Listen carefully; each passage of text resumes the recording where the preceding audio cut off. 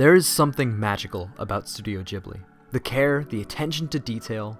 The films Studio Ghibli has produced are unlike any other, and it's because the amount of thought and effort that goes into their production is unsurpassed. Specifically, the storytelling prowess that Hayao Miyazaki used in the production studio's earliest days went on to become the foundation that the filmmakers who followed in his footsteps would use for their own films. One such technique is the use of color. There are countless examples of how Miyazaki uses color differently in ways that stand out from other filmmakers, but let's focus on one specifically to get a better understanding. Nausicaä of the Valley of the Wind is one of Miyazaki's earliest creations, but don't let that fool you. This is a film rich with complex themes and thoughtful design philosophy. The story follows a heroine princess named Nausicaä who tries to heal a wounded Earth.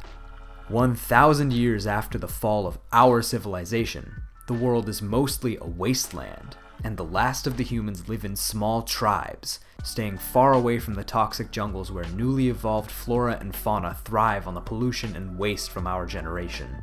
The film's use of color contributes to its poignant environmental message by creating this world and characterizing Nausicaa's journey within it.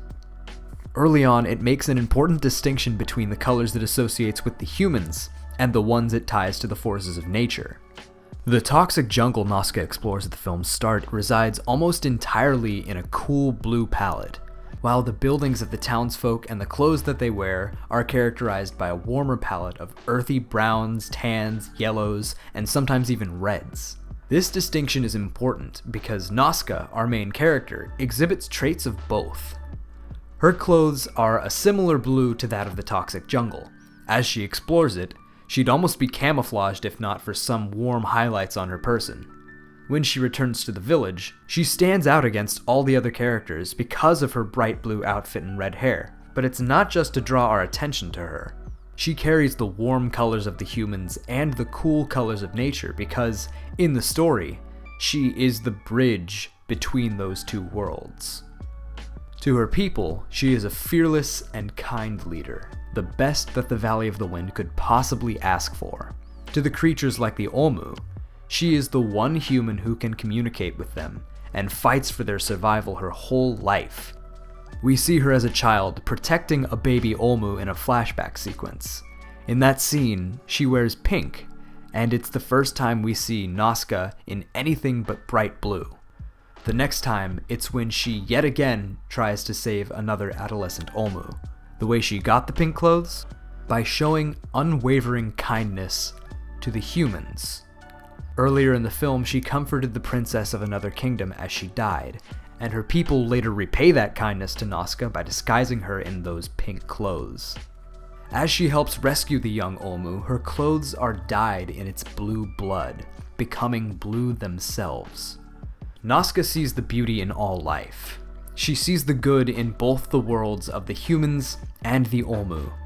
The colors of Nausicaa's clothes transitioning from warm to cool is the visual representation of her bridging the gap between the two worlds and bringing them together. At the same time, that transition also signifies her growing up, going from the pink of her childhood to the blue of her adulthood. Nausicaa's journey is a fascinating example of this film's use of color in storytelling. And all of this isn't exclusive to Nausicaä. You can find countless examples of unique and different filmmaking techniques in every Ghibli film. I encourage you to keep your eyes and ears on high alert next time you watch these movies. You never know what you might find. Hey everybody, thank you so much for watching my video. If you enjoyed it, remember you can always help by leaving a like, subscribing to the channel, and leaving a comment down below.